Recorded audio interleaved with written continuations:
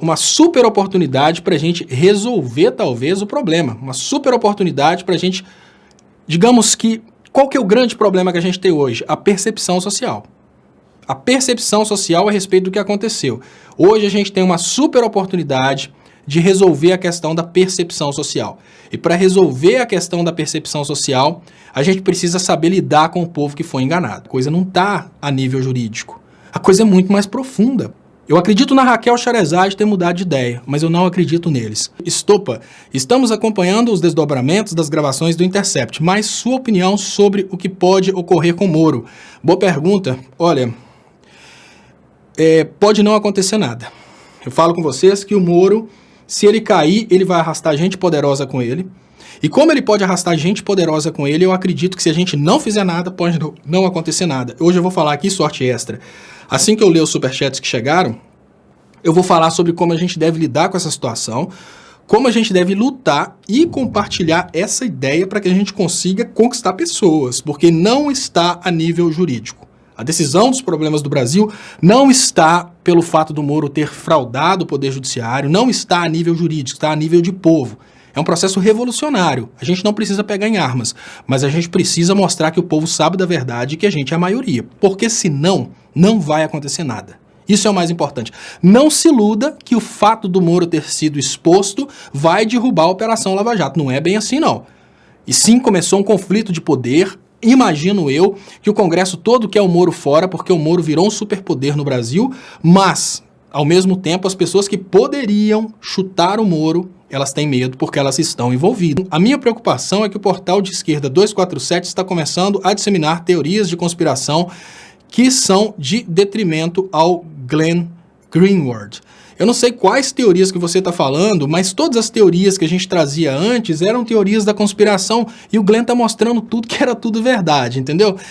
Claro, a gente precisa tomar cuidado com a teoria da conspiração, sim, a gente tem que tomar cuidado com isso, claro. Mas tudo que a gente falava que aconteceria, quando eu falava há pouco tempo atrás, olha, a finalidade é tomar o pré-sal. Falavam que era a teoria da conspiração, tomaram o pré-sal. A Dilma falava que a finalidade era tirar os direitos, tiraram os direitos. Depois a gente falava que era vender as estatais, venderam as estatais. Quando a gente falava que o Moro estava agindo contra o ex-presidente Lula, não, isso é teoria da conspiração, o juiz é imparcial.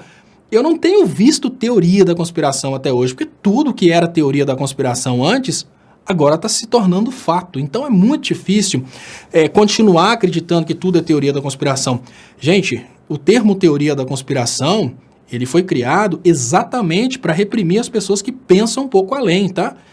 Olha, teoria da conspiração, e aí eu vou sugerir para vocês, quem tiver interesse de ler, é um livro muito conspiratório, mas tem uma parte interessante, e desse livro eu não endosso nada religioso, eu só endosso a parte política. Então qualquer crítica a judeus desse livro, eu não endosso, por favor, não me entendam como antissemita.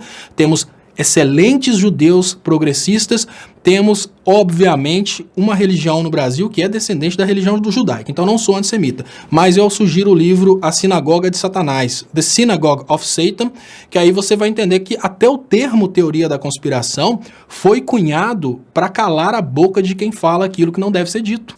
Ele é muito poderoso. Nós precisamos ter essa consciência que ele é realmente muito poderoso mesmo.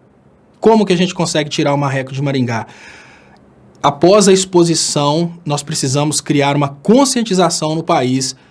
E não adianta, pessoal, não adianta a gente tentar sensibilizar o povo só com o caso do Lula. Enquanto a gente ficar só falando a respeito da prisão do Lula, nós não vamos tocar as pessoas que estão achando que a prisão do Lula foi legal. O povo precisa entender que a Operação Lava Jato foi orquestrada para causar o desemprego. É dessa forma que a gente muda a política no Brasil, com o povo sabendo a finalidade da Lava Jato, quebrar as indústrias do Brasil para que os Estados Unidos assumissem os clientes das indústrias brasileiras. Isso é o discurso mais importante. Mas e a prisão do Lula? Ela é importante sim, para quem gosta do Lula, porque para quem não gosta do Lula, a prisão do Lula não importa.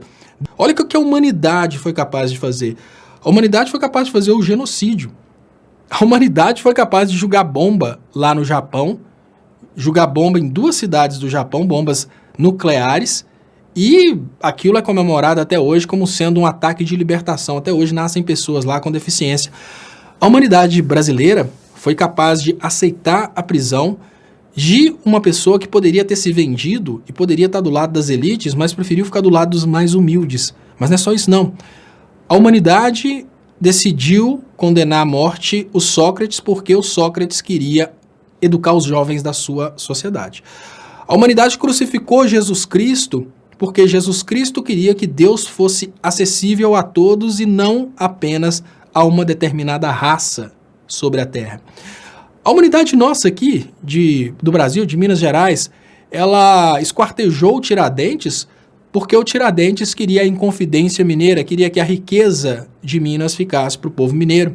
André Henrique Silva Lima. Léo, você já escutou a música Dom Quixote dos Engenheiros do Havaí? Se você já ouviu, você acha que tem relação contigo no sentido de falar as coisas e ser taxado como otário e lutar pelas causas perdidas? Olha, eu preciso lembrar da letra do Dom Quixote. Eu sou fã Dom Quixote Engenheiros. As 5 fases do luto. Eu quero aplicar essa teoria da psicologia para que vocês entendam o que se passa hoje na realidade política brasileira. Olha, nós podemos considerar o que o Sérgio Moro vive nesse momento como algo semelhante a uma morte, porque na cabeça dos apoiadores da Lava Jato, o que está acontecendo é que o herói está com câncer. Ou seja, é preciso admitir que o herói vai morrer.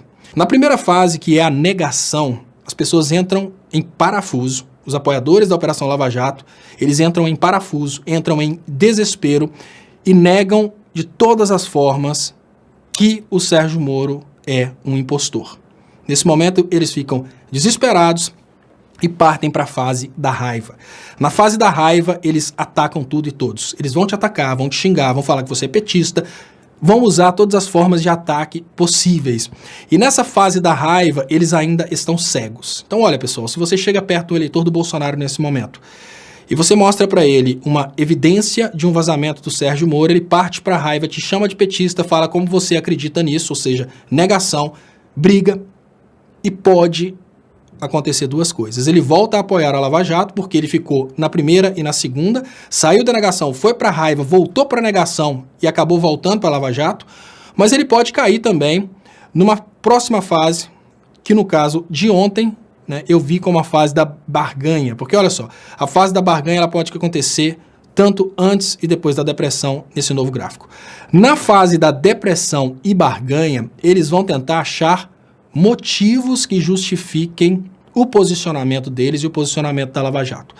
Quando você encontrar uma pessoa que traz um argumento semelhante a, olha, pelo menos prendeu o PT, não, pode até estar errado, mas pelo menos tirou o PT do poder.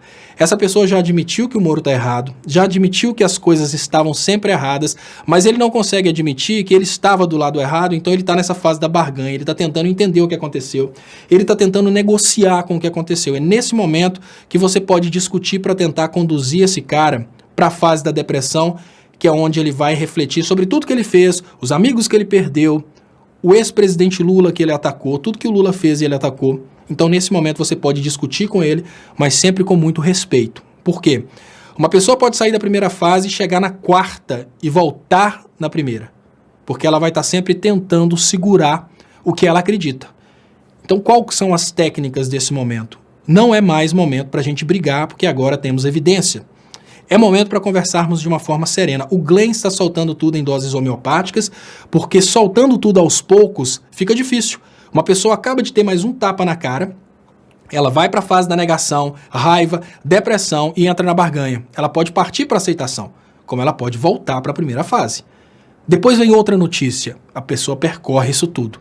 Vai chegar um momento que essa pessoa vai chegar na aceitação e aí a gente pode conquistar essa pessoa para lutar contra aquele que a enganou.